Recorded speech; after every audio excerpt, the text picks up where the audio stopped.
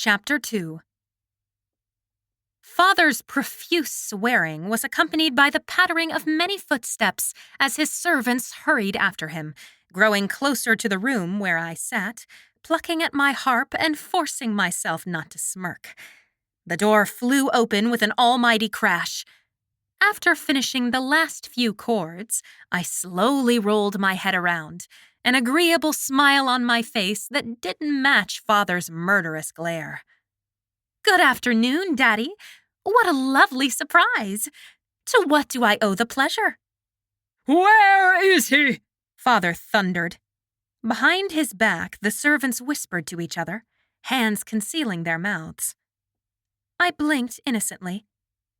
"I have no idea what you're talking about. I've just been here practicing my harp, waiting for the ball to begin. Where is who?" Father's face was a delightful shade of deepest plum, and the veins on his thick neck throbbed rapidly.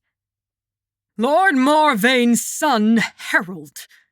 Where is he?" I tapped my finger on my chin. Lord Morvain. Lord Morvain. Isn't he the one your subjects call the Dark Lord? "I swear, Rapunzel, you tell me where he is this instant, or I'll— "You could lock me in a tower," I suggested, eyes narrowed. "Or marry me off to any stranger you choose. Isn't that your plan, anyway?" Father rolled his eyes so hard that he could have examined his own brain as he let out a long stream of air, cheeks puffed out so he resembled a plum more than ever. Then he forced a strained smile onto his face. "Dearest, darling daughter, if you don't reveal the location of my closest friend's son right now, I swear I will marry you off to the next man who walks through the door. And I won't care if it's the chimney sweep." I put a hand up to my chest and widened my eyes in mock surprise. "You always suspect me when your friends go missing. That hurts." "Am I ever wrong?"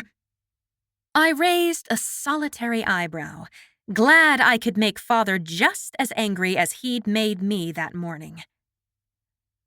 "All the time." I went back to strumming my harp. "Did you know that the gardener's shed near the vegetable garden is always unattended during the midday meal?" I shot him a wicked expression. "Harold's head is so empty. He might have been hunting for a replacement among the lettuce." Father turned. Go, go, go!" Two of the manservants sprinted back down the hall in the direction of the vegetable gardens. I resumed playing the harp, immensely satisfied by how the gentle music was at such great odds with the venom in my father's gaze. Minutes trickled by as he continued to glower. I smiled adoringly at him. "You're such a wonderful father to listen and be so supportive of my musical endeavors." His eyelid twitched, and he didn't respond. "Shall I play you another song?" I turned a page on my sheet music and narrowed my eyes. This next number is called the Vengeance Sonata. It's one of my favorites. I played the melody, relishing how the vein pulsing in Father's temple was growing more pronounced with each minute that trickled by. "Your Majesty," the head servant had returned, panting. "We found Lord Morvain's son shoved into the gardener's shed. He was unconscious and seemed to have been drugged. He's now in the infirmary being tended to." The servant shot an uncomfortable look my way. I put a hand up to my mouth and gasped dramatically. Scales above! Who would do such a terrible thing? "Leave us," Father growled to the servants. "Let me know once Harold is awake." Looking quite relieved to vacate the scene, they all scurried away, shutting the door with a snap behind them. Without breaking eye contact, I idly strummed my harp. "I'm nearly done with this song, then I'll finish getting ready for the ball, just like you want me to." I flashed him a wicked smile. I'm eager to meet all the rest of these men you're so anxious to marry me off to. Will a chimney sweep be in attendance? He ignored my question. Give me the rest of it. He held out his hand expectantly. With a smile, I handed over my sheet music. Is that what you wanted? In a fit of rage, he ripped the papers to shreds and scattered the pieces into the air. The worm sleep! Whatever you drugged Harold with! Where is it? Is there more, or did you use it all? Turn out your pockets! I watched the bits of paper flutter down. This dress doesn't have pockets, Daddy dearest. Besides, worm sleep isn't even deadly. I don't know what you're so worked up about. How I relished using his own words against him. Give me your handbag. I gestured at the table where it lay. Father wrenched it open and extracted a simple fan, a comb, my small tin of mints, and the tube of lip stain. Unsatisfied, he spent an additional 5 minutes scouring the bag for any hidden pockets or concealed seams. Take your shoes off, he ordered. I slipped them off, followed by my stockings, then wriggled my bare toes as he shook the shoes as if he expected packets of powdered sleep aid to tumble out. I raised an eyebrow. See? I'm innocent. As innocent as the dragon who keeps stealing all of my oxen, Father snapped. He closed his eyes and took a long, steadying breath. Why are you doing this, Rapunzel? This is the 3rd man this year. Why do you keep assuming I did it? A smile curled Father's lips. Because you're exactly like I am. That's why. Brilliant and scheming. And I'm the person I am today because of what's been modeled to me. Aren't you proud? I matched his steely gaze. My jaw jutted out defiantly. Father sighed heavily and ignored my question. I just can't figure out where you put the rest of the worm sleep. Do I need to have a handmaiden come to search the rest of your person?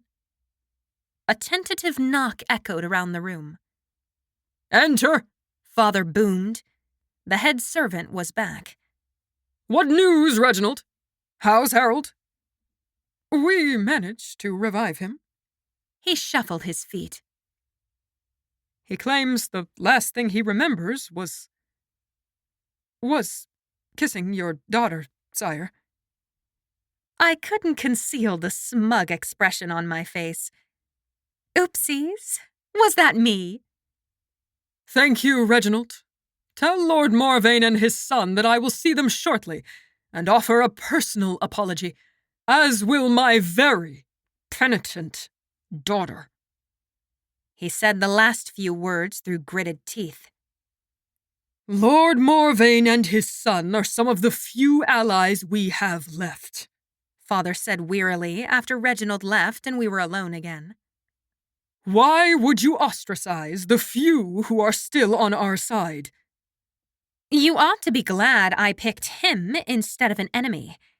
At least you know he'll forgive us. Perhaps instead, you should wonder what foreign diplomacy tactics you're using that resulted in us having so few allies.